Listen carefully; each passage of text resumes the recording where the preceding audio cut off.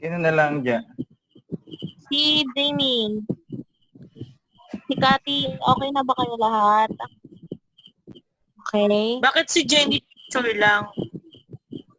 Hi, Jenny! Jenny, hi! Start na po tayo. Game na. Hello guys. I'm back. Wait. Game. Hello guys, welcome to our vlog. Okay na tayo. Malinaw ba audio mo? Abot tayo from... Diyan, ikaw na lang mag-open dyan. Me? Ikaw na lang. Okay.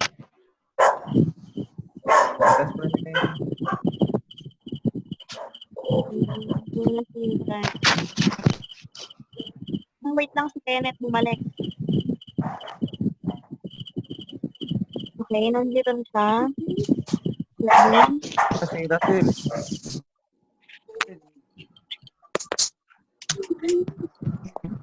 Liputan na.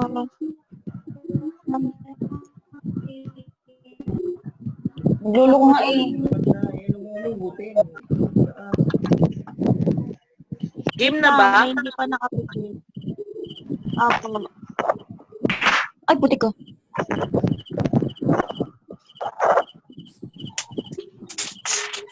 Nakikita nyo na yung screen, tama? Apo. Nakikita ko na. Ay, yung Sarah, no? Pwede na tayong pumikit lahat. Okay na lahat, Jaya? Ay, madami nga. Ano naman pray kid? Medyo, Lapit sige pa na, mo. open na prayer. Let us see. Mga Panginoon sa lahat. O weekend, maraming salamat sa Panginoon. Ito pong panibagong gabi. Sandali po, nagkaroon kami. Ngayon Panginoon, nandito sa Panginoon. Salamat sa Panginoon. Patuloy niyo po kami ng God. Gusto nito, nawa Panginoon, magamit mo namin ng maayos, Panginoon, ang oras po na pinagkalagin po sa bawat isa buksan, Panginoon. Ang aming puso at isipan, ng Espiritu, Panginoon. Ang tenga, Panginoon, ang aming kaluluwa, Panginoon, ay buksan niyo po, Panginoon, sa oras na ito. Ikaw lamang, Panginoon, ang aming pakinggan, marinig, Panginoon. Maraming salamat po sa lahat. Kami po nanalangin, sa yung pangalan po ni Jesus. Amen. Amen. Okay. Let's start na, mga kapatid. So ngayon, nakikita nyo na tama yung nasa screen. Anong nakalagay Yes, dyan? so summarize 3 pictures of price from each group. Okay, 1 point para kay Sandra. Active. Kasama lesson 3 na tayo. Siyempre,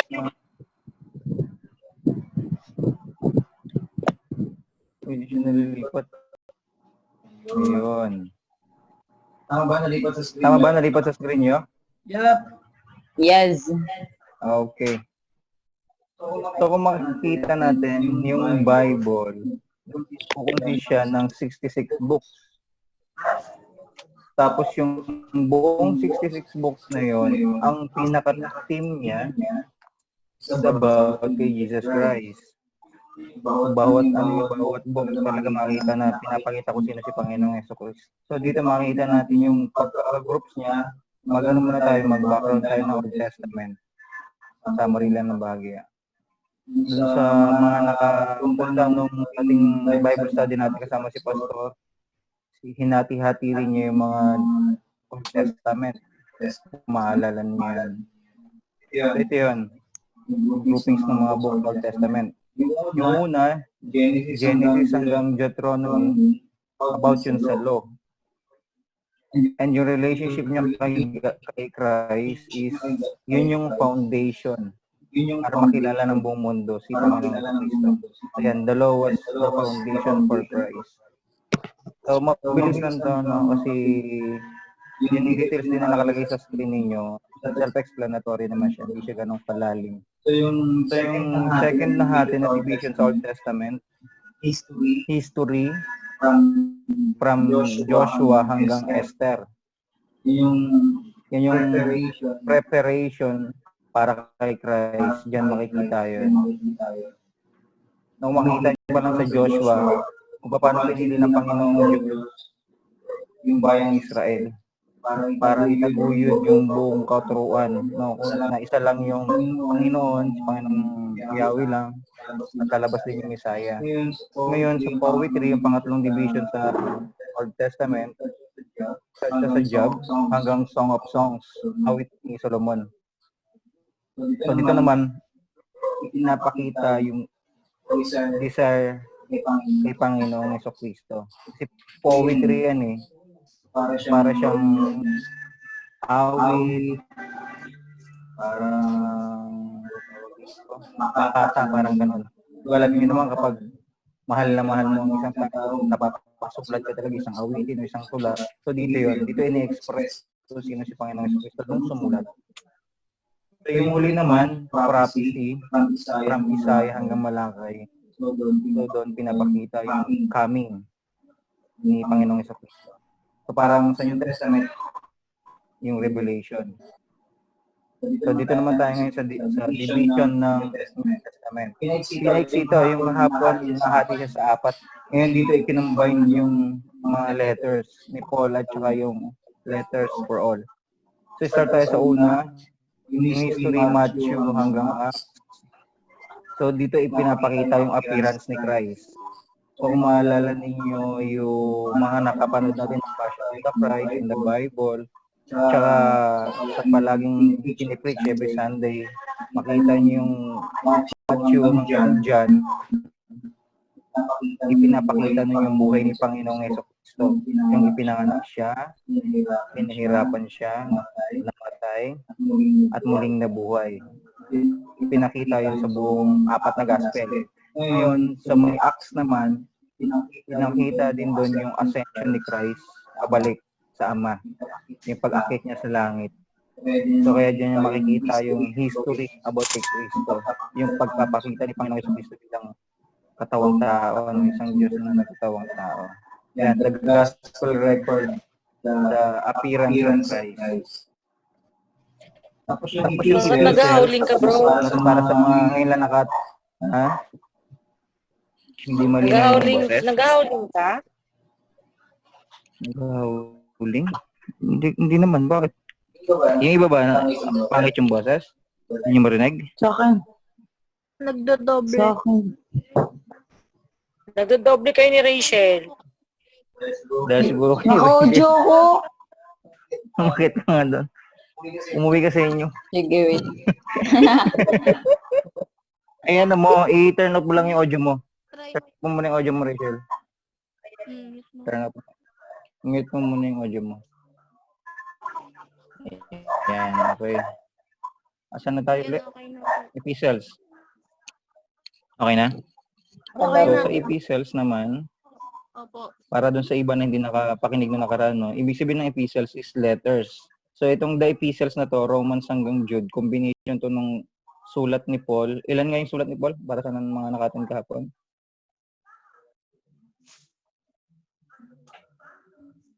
Kita ko. 13. 13, Tama ba? tama. 13 yung sulat ni Paul, tama. Plus yung 8 Sagot ko pa ako na sulat na for all.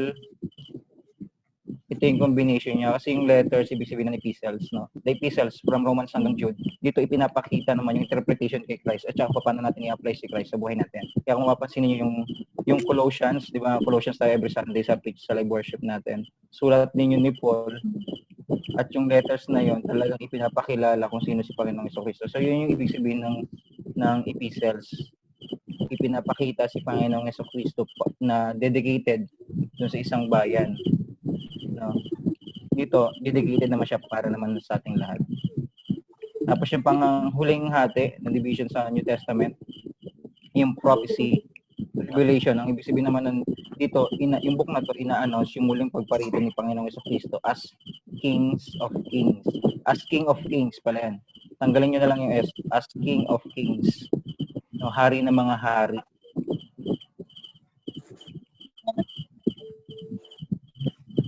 Tapos yung next Dito natin ihatiin na isa-isa. Ang target lang natin ngayong gabi is may pakilala, makita ninyo kung sino si Panginoong Jesucristo. Every book, every division ng New Testament. Kahit sa Old Testament, pinakilala din si Christ. Pinipicture ko sino si Christ sa bawat book. So dito sa history, Matthew hanggang Acts, makikita nyo kagaya kahapon, sa Matthew, ipinakilala ni Matthew si Christ as King of the Jews. Bakit? Dito makikita nyo si King Herod na nagalit nung malaman niya na si Panginoong Jesucristo ang magiging may darating na isang king, isang Misaya. Kasi nung panahon na yon si King Herod, siya yung itinalaga ng Roma bilang maging king ng mga Jews. Tapos narinig niya mula sa 3 wise men na may darating na isang sanggol, may papanganak na sanggol na ituturing siyang king ng mga Hudyo. Hari ng mga hari, darating yung kingdom niya. Kaya nung marinig yun ni King Herod, maalala ninyo, pinapatay niya lahat ng mga sanggol. May mga mindset ba?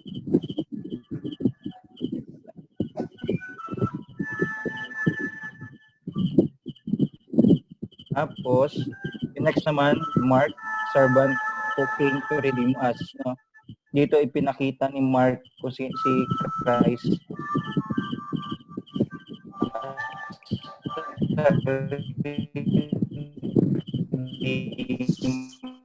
no, binayback tayo ng Panginoong Jesucristo mula sa parusa ng Panginoong Diyos. Yun yung ginawa ni Panginoong Jesucristo. Dito sa Mark, yun yung pagpapakilala ni Mark kay Christ. Sa Luke naman, the Son of Man and Savior for all. No? Dito ipinakita talaga kung sino si Panginoong Jesucristo as a man. No?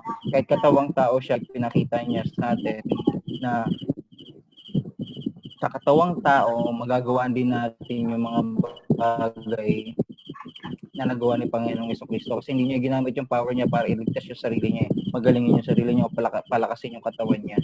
Lahat ng pinagdaanan niya sa mundo, pinakita niya para iligtas niya tayo kaya talaga niya Savior for all. At ipinakita din niya na sa katawang tao na meron siya, lahat ng pinagdaanan niya, kinaya niya. At ibig sabihin, tayo rin, sa katawang tao na to, kakayanin din natin. Kasi ang way para sa salvation natin is walang iba si Panginoong Jesucristo lamang. So para doon, kailangan natin mamuhay din katulad ni Panginoong Jesucristo. Kaya pinakilala siya dyan as a man, Son of Man. Sa dyan naman, Son of God who gives eternal life all who believe in Him. Dito makita natin pagpapakilala ni John kay Christ as God talaga. No, John 1:1 pa lang pinakilala talaga na si Panginoong Jesucristo kasama na ng Diyos noong una pa lang in the beginning. The Word was with God and the Word was God. Na pinakita doon na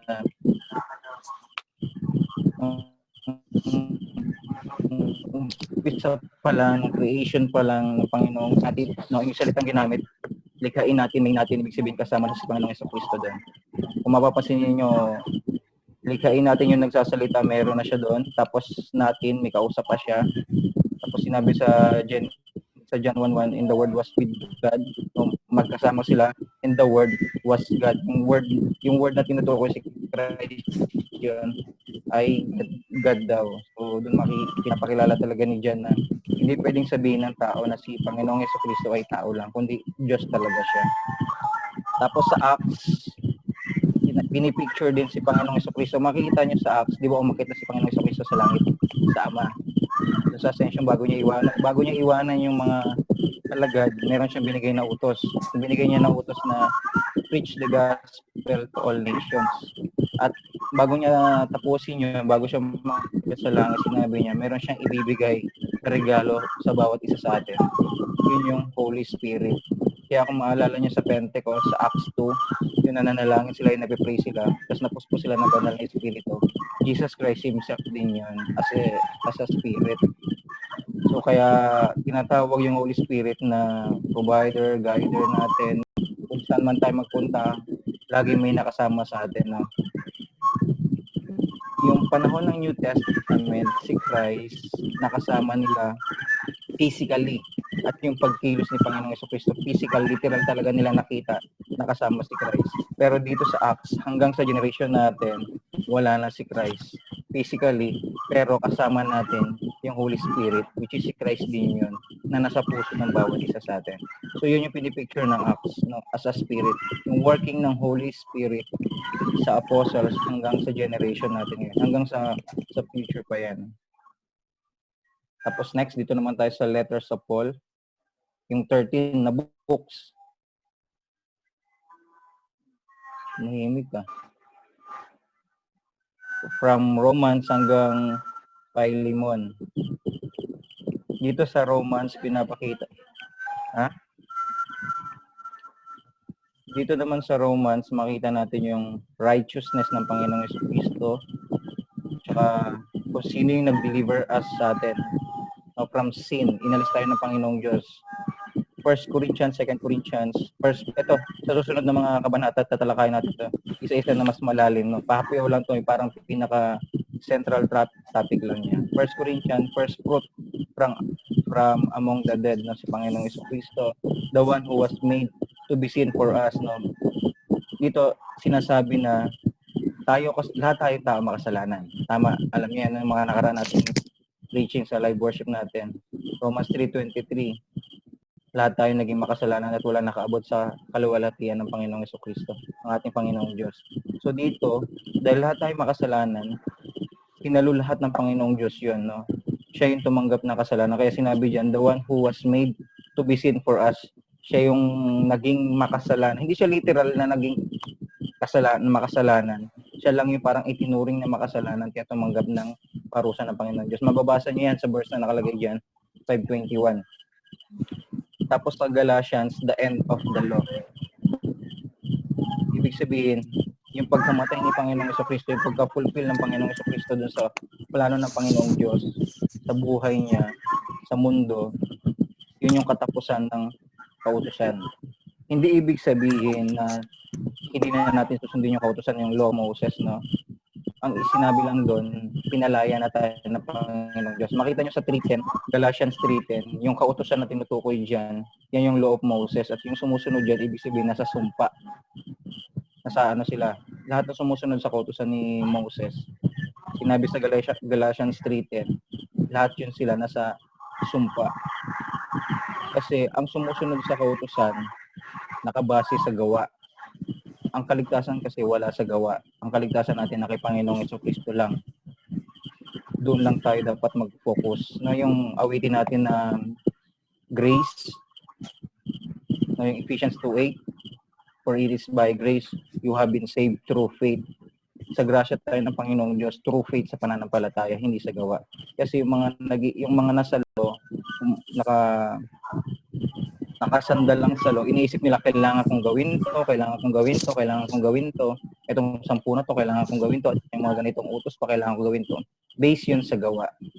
Kapag ang isang mananampalataya, ang isang tao may tunay na pananampalataya kay Panginoong Jesucristo, matik na yon, lahat yun susunod na. Hindi mo na kailangang isipin na kailangan kong gawin to kasi matik yun. Yung tunay na mananampalataya, mababago na lahat sa buhay niya, pag-iisip niya, pananalita niya, at yung pagsunod, automatic na susunod na lahat yun. So hindi mo kailangang isipin na kailangan ganito yung ginagawa.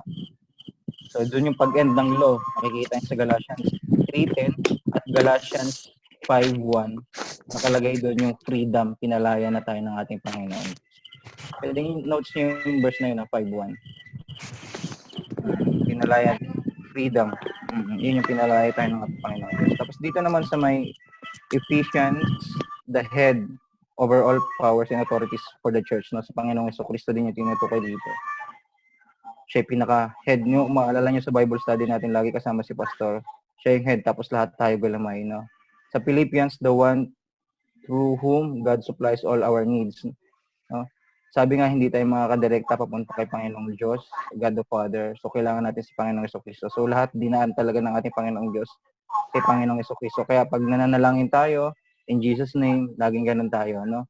Tinatapos natin kay Panginoong Jesucristo. Hindi siya formula, pero kay Panginoong Jesucristo kasi dumadaan talaga lahat.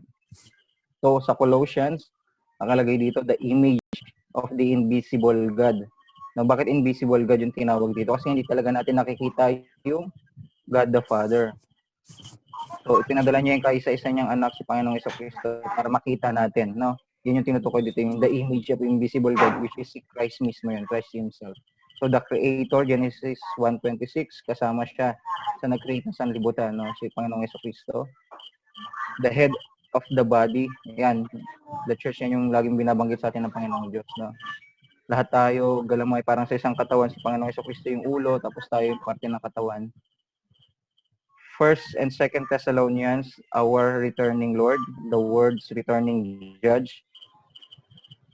Kung maalala nyo dun sa napag-aralan natin kahapon, yun. Sa nag-aralan natin kahapon, itong First and Second Thessalonians, about siya sa future. About sa end of times. No? Para siyang prophetic din. Sa division natin kahapon kung natatandaan niyo yung notes niyo. Tapos First and Second Timothy hanggang Titus, nakalagay diyan sa epistles about sa pastoral yan, di ba? Pastoral epistles. Dito nakalagay dito, kung titignan ko sino si Christ, the only mediator between God and man, the giver of crowns to faithful shepherds and believers. No, makita niyo faithful shepherds. Kasi sa First Timothy hanggang Titus, itinuturo dito kung paano tayo magiging isang leader, paano tayo kikilos. No, actually lahat tayo leader. Lahat tayo leader. Bakit? Kasi kailangan natin ipakita kung sino si Panginoong Jesucristo sa pamumuhay ng bawat isa sa atin. So kailangan natin maging halimbawa sa mga hindi mananampalataya. So doon pala nagiging leader na tayo. So dito sa First Timothy hanggang Titus, itinuturo diyan kung paano tayo magkaroon ng Christian living ang isang leader. So kaya pinapakita dito sa pamamagitan ni Christ tayo magiging tunay na isang leader o namumuhay na kagaya ni Panginoong Jesucristo. Kaya makita niyo diyan, mediator between God and man, si Christ, no? At tayo din yung magiging mediator ng mga hindi mananampalataya para may pakita ko sino si Panginoong Jesucristo. The giver of crowns to faithful shepherds, to tayo yan, yung mga mananampalataya. Our great God and Savior, Jesus Christ, who give us grace to be holy, no? Pagkamatay niya talaga naging holy ng bawat isa sa atin. So kailangan lang talaga natin tanggapin siya ng buong buo. Nang sa gayon, unti-unti mamamatay na yung mga dati nating pagkatao. So dito sa Philemon, our Lord and Master, no? Wala namang iba, hindi na natin kailangan elaborate pa yan. Our Lord and Master talaga si Jesus Christ. So sa 8 letters for all, Hebrew to Jude. So dito sa Hebrews, ang content nito madalas palagi na sa Old Testament. Hindi to sinulat ni Paul, pero ang nagsulat nito, may mga haka si Paul, pero mayroon pang isa, di ko malala kung sino pa yung isa. Pero hindi siya totaling kilala kung sino nagsulat. Pero ang haka-haka nila, dapat merong knowledge sa Old Testament kasi yun yung content nito. So nakalagay dito, the one who represents God perfectly and is better than all. No? Kasi kung makikita talaga, yung holiness na kay Panginoong Jesucristo talaga. Clean talaga siya, malinis na malinis, walang bahid ng kasalanan sa lahat ng tao na namuhay sa buong mundo. No? Si Panginoong Jesucristo lang. Our great high priest who offered his own blood. No? Bakit binanggit yung high priest? Kasi nung panahon nung sa New Testament, yung panahon kay Christ, makikita niyo doon, talagang ginagalang at nire-respeto doon yung high priest. Sila Anas, si Caiphas, at saka si Ananias. Tatlong binanggit natin kahapon. So, lahat ng decision, kung anong gagawin sa mga religion matters, ang nagdi-decide yung high priest. So, sa Hebrews, ipinapakita ang pinakatunay na high priest, walang iba kundi si Christ. So, lahat ng religious matters, hindi lang religious matters, at saka yung entire life ng purpose ng bawat isa sa atin sa mundo, ang decision na kay Panginoong Jesucristo kung paano talaga sa time ng mamuhay. Siya talaga tinutukoy na pinaka-high priest. So sa James, who demands faith that works, the healer of the sick. So dito talagang pinapakita na pagdadaanan natin. Doon may papakita yung faith na meron ang bawat isa sa atin. At walang iba kung sino magpapagaling sa atin nung magpapagaan ang nararamdaman ng bawat isa sa atin. Walang sa first shepherd of our souls who suffered for us, no, sa Panginoong Jesucristo, talagang sinalo niya lahat yun. Second Peter, the patient Lord who will return to judge the earth. No, talagang patient kasi makikita ninyo COVID-19 ngayon laganap na madami namatay. 100 sa ano pa lang sa tawag dito sa Amerika, no? 40,000 na yung namamatay doon. Tapos sa Italy, 20,000. So, ang dami na sobrang namamatay. Hundreds of thousands na yung namamatay na tao. And until now, ito tayo, nag-zoom tayo ngayon. Buhay tayo ngayon. At ganun din yung iba, marami pang buhay.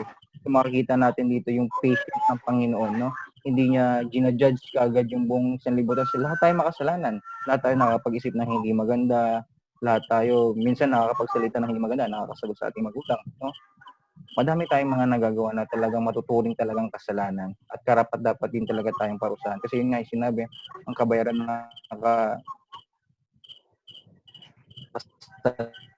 kasalanan is kamatayan, no? Romans 6:23. Pero dito makita natin sa 2 Peter yung karito niya. Sa second coming niya, which ang tunay naman na pala tayo dapat hindi na tayo na ginugusto pa na mag-stay na matagal dito sa mundo kasi puno-puno na ng kasalanan. Mas maganda doon tayo sa taas, sa langit kasi wala nang problema. Hindi na tayo mag-iisip ng kung ano-ano mga gawain sa school, no? Sa paano, anong klaseng bahay o mga pang-asawa yung kailangan nating hanapin. Sa langit is pantay-pantay na lahat. Kapayapan na tayo awit, kakanta, sasayaw, mag-worship kasama ang Panginoon Diyos lang. Makikinig ng kanyang aral. So sa John, 1 John, the word of life who came by water and blood, our standard for truth and practice. No? So kaya lagi natin sinasabi, be Christ-like, na maging katulad tayo ni Panginoong Jesucristo. Dahil siya talagang standard ng buhay. No? Kung madalas ang iba sa atin, kagaya, kunyari mga babae na naghanap ng mga perfect man, no? Ang magiging standard sana natin si Christ talaga dapat, no? Kung tao na yan, hindi tayo madadala patungo sa Ama. Kung lalaki na yan, hindi kayo madadala papunta sa Father, kay God the Father, hindi mabibigyan ng magandang pamumuhay yung faith mo, no? Think about it, no? So, kung para sa mga kayo, hindi, no? Pag-pray nyo maigi, then hanap kayo ng paraan na talaga mas lumapit kayo kay Panginoong Jesucristo. Huwag lang basta dampot ng dampot kasi maaring madala din kayo sa maling paraan yan. No? Ganon din sa lalaki, no? Hindi basta dampot din ng dampot, diba? Kailangan pares kayo nasa di pa ganong kalalim kay Panginoong Jesucristo, then think about it, mag-isip kayo parehas na mas kailangan lumalim pa sa Panginoong Diyos. So dito sa second John, the union of truth and love, no? Which is si Christ pa rin yun, no? Lahat kay Panginoong Jesucristo, pag tinignan mo si Panginoong Jesucristo, lahat nasa kanya na. No, love, yung magsasamary talaga ng lahat, makikita nyo doon. No, yung love na meron siya, ipinakita lahat yun, compassion, humility, yun, nagmo-movie marathon na.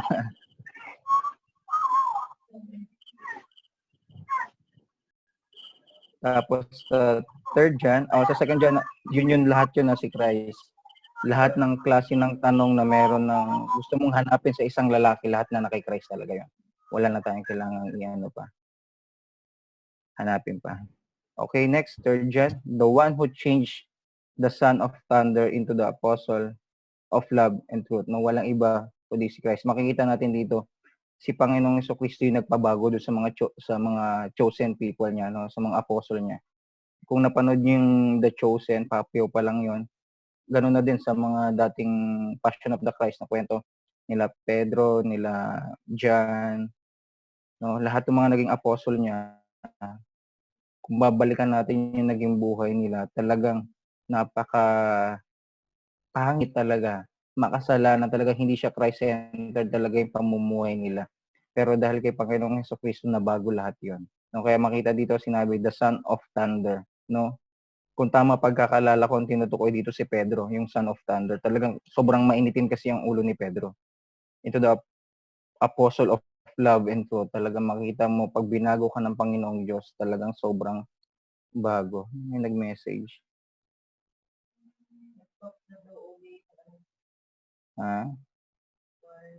Warning, matatapos na tayo. Don't worry. So sa Jude, the Lord coming with 1,000 upon 1,000 of His saints, no? Ito na yung muling pagparito ng ating Panginoong Diyos. Kasama tayo, no? Pagparito niya dito, tatawagin niya lahat ng mga pinili niya, kasama yung mga anghel niya. So kasama yan, yung mga believers na naniniwala kay Christ.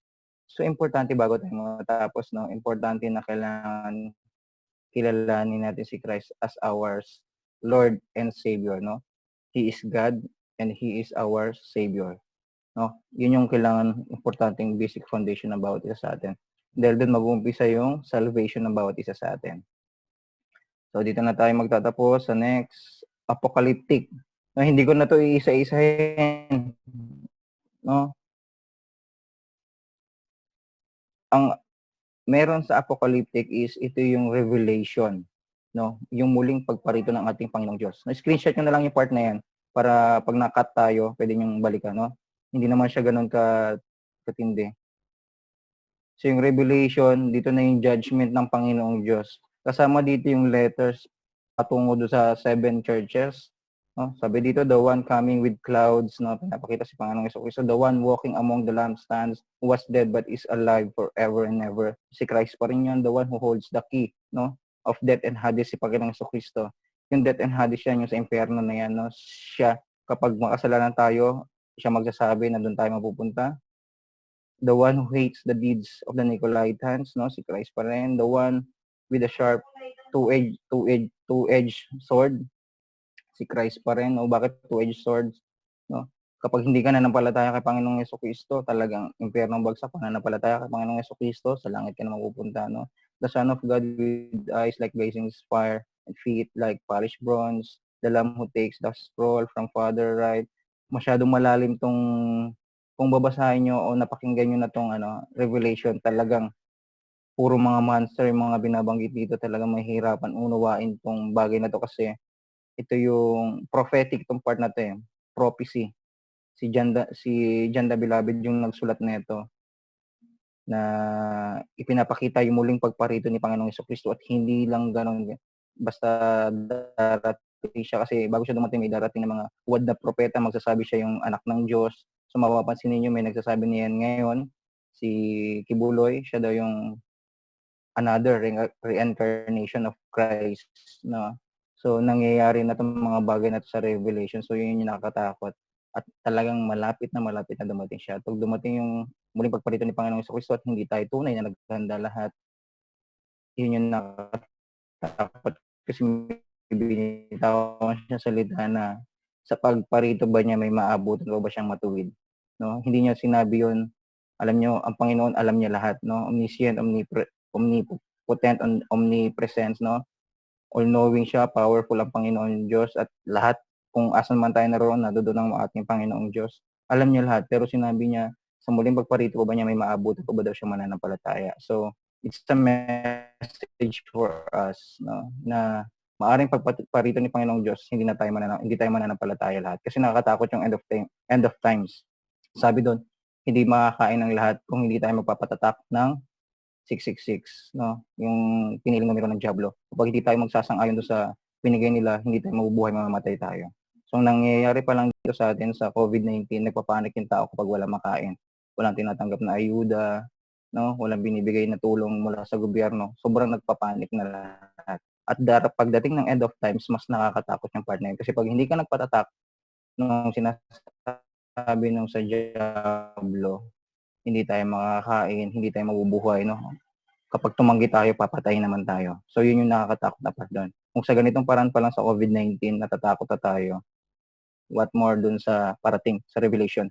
And yung mga signs, lumilitaw na isa-isa. No? Yung nakakatakot na part kasama yung kay may lalabas na magsasabi siya daw yung anak ng Diyos. Kasama yun sa mga signs. And nangyayari na siya ngayon. At marami ng signs na lumabas pa. Pero hindi natin kailangan mag-focus dito sa bagay na to. Basta panatilihin natin sa buhay ng bawat isa si Christ, no? Kailangan nating tanggapin, acknowledge siya as our Lord and Savior. Doon mag-start ang lahat, no? Huwag tayo mag-isip na kung ano-ano. Kailangan natin siyang tanggapin, no?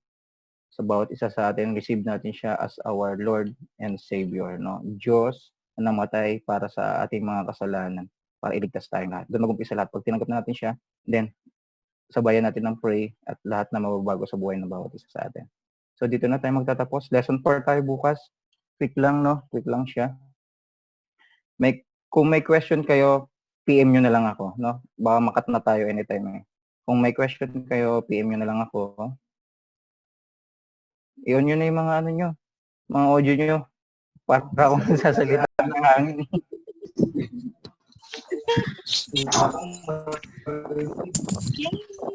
Wala akong marinig. Kayo PM nyo ako para pag nakato, tinagad tayo. Sino pwede ako na lang mag-reply. Hindi na lang kayo bukas ha. Ako na lang mag-reply.